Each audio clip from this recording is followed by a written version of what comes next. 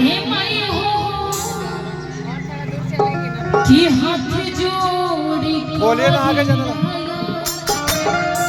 रजिया या चादा वाओ और होने रही हो।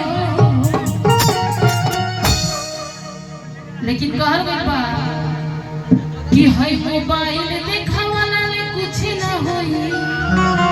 माई की हमनी के शुभ कार्य में उपस्थित बनी जाए। मोबाइल तो दिन भर रात भर चलावे के बा, ठीक बा।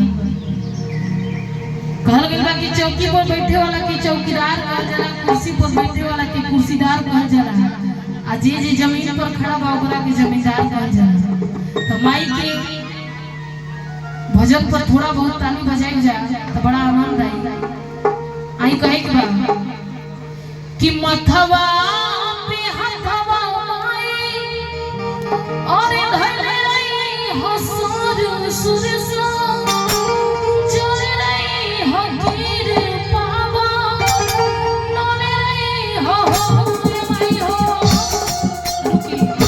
तनी ऊपर हाथ लगा के सब कोई प्यार से मीठा मीठा ताली लजाए नहीं के। ए माई हो हाथ जोड़ी